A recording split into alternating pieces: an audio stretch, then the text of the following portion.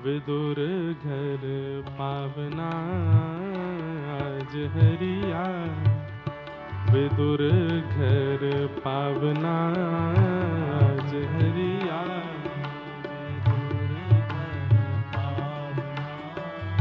विदुर नहीं घर थी विदुरानी, विदुर नहीं घर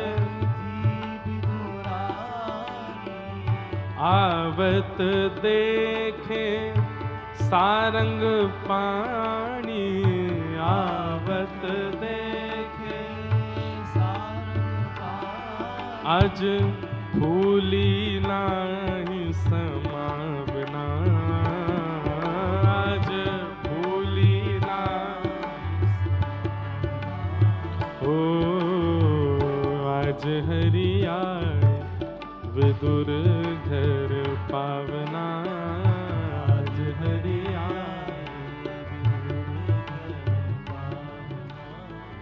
विदुर नहीं घर थे विदुरानी, आवत देखे सारंग पानी, आज फूली नाही समावना। क्या किया? पाटा उल्टा बिछा दिया, छिलके खिलाए ठाकुर जी को, और ठाकुर जी नेत्रों में अश्रु भर के पा रहे हैं प्रेम से। इसका मतलब क्या है? विस्तार में प्रेम प्रस्तुत नहीं होता, विस्तार में कहीं ना कहीं स्वार्थ है, और वो स्वार्थ से आपको रिझाना चाहते हैं। सब लोग भैया इधर देख लो, नेक आध देर में हम चले जाएंगे, बस फिर उसके बाद इधर उधर खूब देखते रहना, नेक देख लो। कई बार हम कई जगह जाते हैं, लोग बुके देते हैं बड़े बड़े फूल, महाराज उनमें 100 फूल हैं, 150 फूल हैं। कई एक तो परसों तरसों माला पहनाई, मैं जैसे 2 आ जाए इतनी बड़ी माला, कहीं कुछ कहीं कुछ कहीं कुछ, इतना सब लोग सामग्री देते हैं। पर एक दिन हम कहीं जा रहे थे, एक छोटी सी बालिका वो आई, एक पॉलिथिन थी, एक रैपर जैसा था, उसको दिया मैंने कि क्या है इसमें? बोले मैंने टमाटर लगाया था कुछ दिन पहले, थोड़ा बड़ा हुआ तो मैंने सोचा आपको तोड़ के दे चलो। इतना सा टमाटर उसमें। अब इतनी बड़ी बड़ी प्रस्तुत करने वाली वस्तु वो आपको आकर्षित करने के लिए होती हैं, वो आपके प्रति कहीं ना कहीं, बुरा नहीं मानिएगा बुक्के देने वाले जो दे चुके अब तक, वो स्वार्थ के लिए होती हैं कि देखो हमने दिया तो महाराज जी इससे रीझेंगे।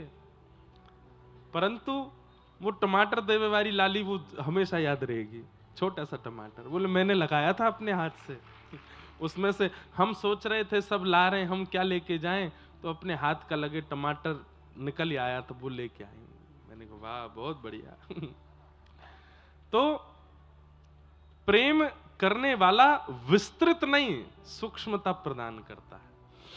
हाँ, इसका मतलब ये नहीं है कि भाई तुम्हारे पास में खूब संपत्ति है, खूब वैभव है, खूब, तो भी तुम यूं सोचो कि नहीं नहीं महाराज जी बोल रहे थे विस्तार में प्रेम नहीं, तो फिर उसको सूक्ष्म ही दो, एक ही रोटी खा लो महाराज जी। आप ही कह रहे थे ज्यादा खिलाएंगे तो आप सोचोगे कि भाई विस्तार में प्रेम नहीं होता। सामर्थ्य भी होती है।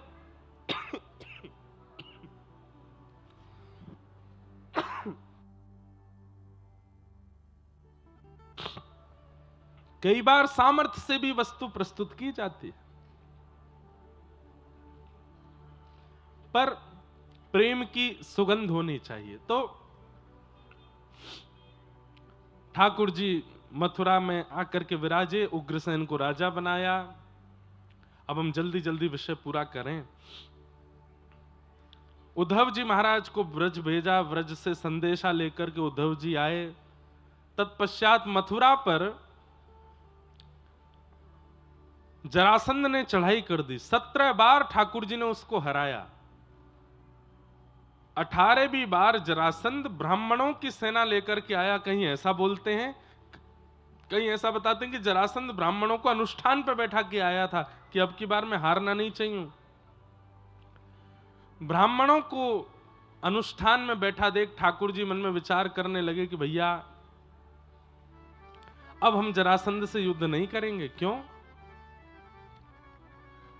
क्योंकि गौ ब्राह्मण संत वैष्णवों के लिए ही तो मैं आया हूं। अब उन अनुष्ठान करने वाले ब्राह्मणों का अनुष्ठान विफल हो जाएगा यदि मैंने हराया तो 18वीं बार ठाकुर जी रण में युद्ध करते करते करते करते दाऊ दादा का हाथ पकड़े, विश्वकर्मा को आज्ञा की एक नई नगरी बना दो और मथुरा वासियों को वहीं पहुंचा दो। रात रात में विश्वकर्मा ने नई नगरी द्वारिका बना दी, मथुरा वासियों को वहां पहुंचा दिया।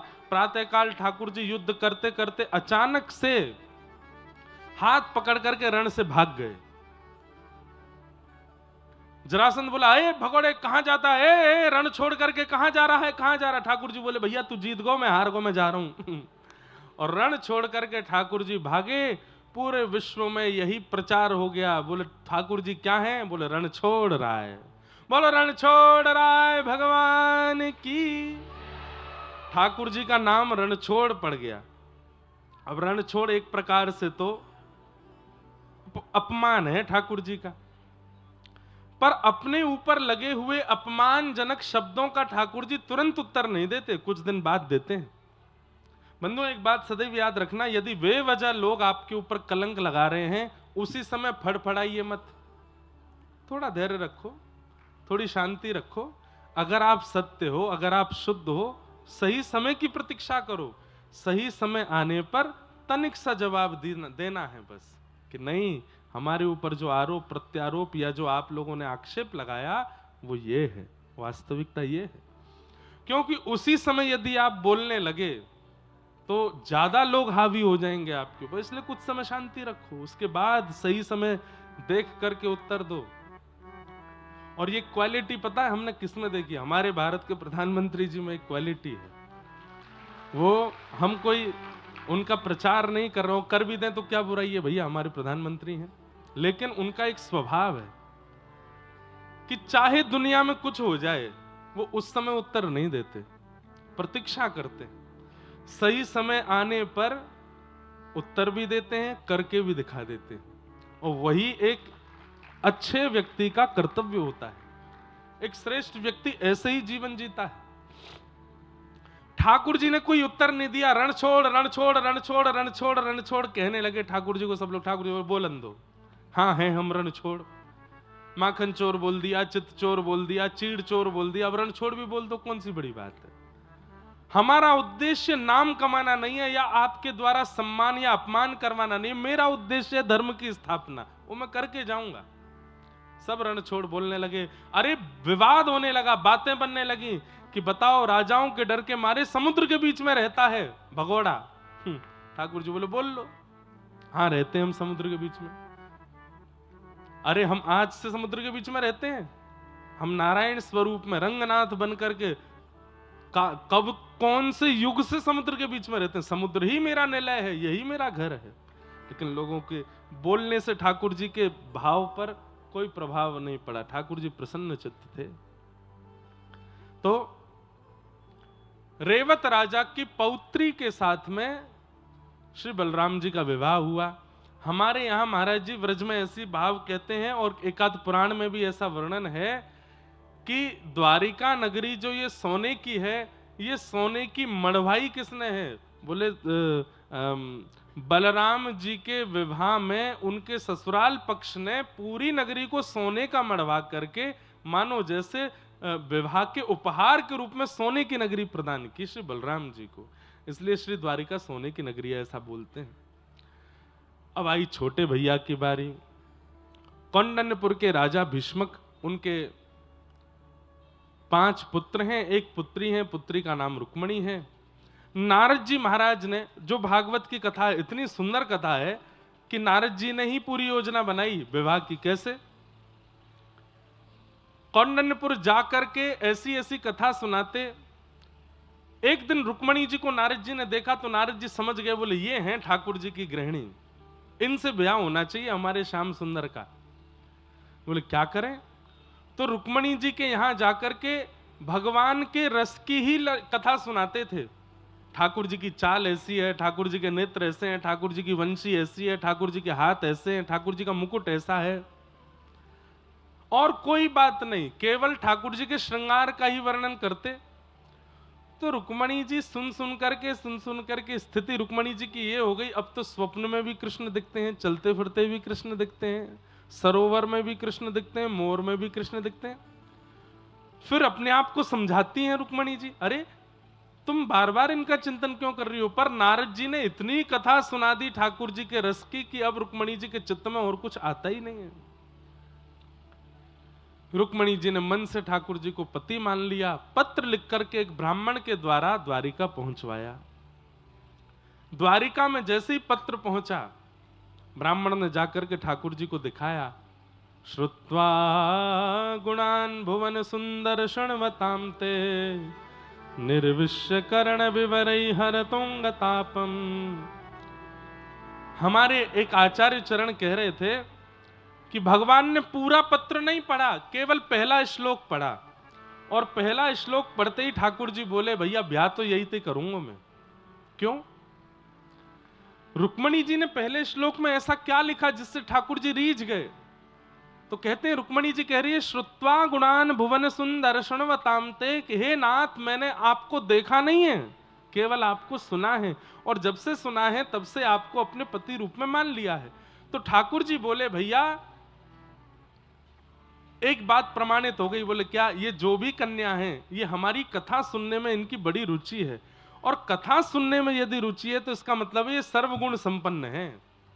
कथा यदि भाती है तो बाकी के जितने भी गुण लक्षण होने चाहिए वो सब इनके अंदर विद्यमान होंगे ही होंगे। इसलिए ठाकुर जी ने उनको, अब सोचो हम लोग भी तो कथा ही सुनते हैं, अगर कथा श्रवण में रुचि है तो ये नवदा भक्ति का पहला स्वरूप है। श्रवणम कीर्तनम विष्णु स्मरणम पाद सेवनम अर्चनम वंदनम दास्यम सख्य आत्मनिवेदनम।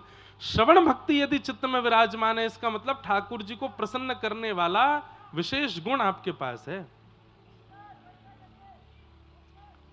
रुक्मणी जी के पास ठाकुर जी वहां पहुंच गए कौंडनपुर। रुक्मणी जी देवी पूजा के लिए करने जा रही थी। भरी सभा में ठाकुर जी जैसे ही पहुंचे, सब ठाकुर जी के रूप को देखने में व्यस्त हो गए। रुक्मणी जी की रक्षा करना है ये भूल गए, और श्री ठाकुर जी को वहां से श्री रुक्मणी जी को ठाकुर जी वहां से अपहरण करके अपने साथ द्वारिका ले गए। बाद में वसुदेव जी ने रुक्मणी जी को वापस कौंडन्यपुर भेजा, और बारात की तैयारी करके ठाकुर जी बारात लेकर के कौंडन्यपुर आए, और वहां आकर के श्री ठाकुर जी का रुक्मणी जी के साथ में मंगल विवाह हुआ। बोलो रुक्मणी कल्याण महोत्सव की जय। श्री रुक्मणी कृष्ण विवाह महोत्सव की। भगवान का प्रथम विवाह रुक्मणी जी के साथ में हुआ। दूसरा विवाह ठाकुर जी का जाम्बती, तीसरा सत्यभामा, चौथा मित्रविंदा।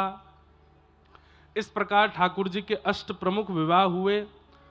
अब हम जल्दी जल्दी विषय कह रहे हैं।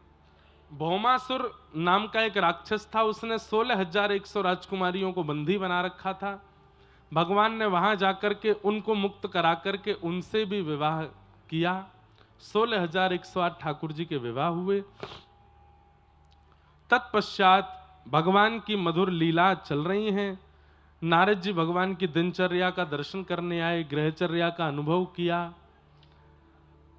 सूर्य ग्रहण का समय आया, भगवान द्वारिका वासियों को लेकर के कुरुक्षेत्र गए, और वहां पर 100 वर्ष बाद, 100 साल बाद ब्रजवासियों से ठाकुर जी मिले। इतना करुण प्रसंग है, व्रज द्वारिका मिलन महोत्सव। सूर्य ग्रहण का समय, ठाकुर जी की अर्चना चल रही थी, सहस्त्रार्चन चल रहा था भगवान का।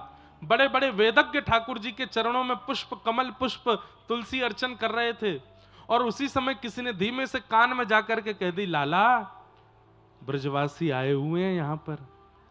जैसे ही ठाकुर जी ने सुना कि कुरुक्षेत्र में ब्रजवासी आए हैं, व्याकुल हो गए। वहां ब्रजवासियों को पता चली कि लाला यही हैं कुरुक्षेत्र में, तो नंद यशोदा दोनों व्याकुल होकर के ठाकुर जी से मिलने के लिए गए हैं। यशोदा मैया जैसे ही सभा में आई, ठाकुर जी तो भूल गए मैं कौन हूं, कूद पड़े अपने सिंहासन से और दौड़ करके जाके मैया की गोद से लिपट गए। इस समय ठाकुर जी की अवस्था कितनी है? 111-12 वर्ष के हैं ठाकुर जी। और यशोदा मैया कितने साल की हैं? लगभग 200 वर्ष की हैं यशोदा मैया। अत्यंत वयोवृद्ध अवस्था में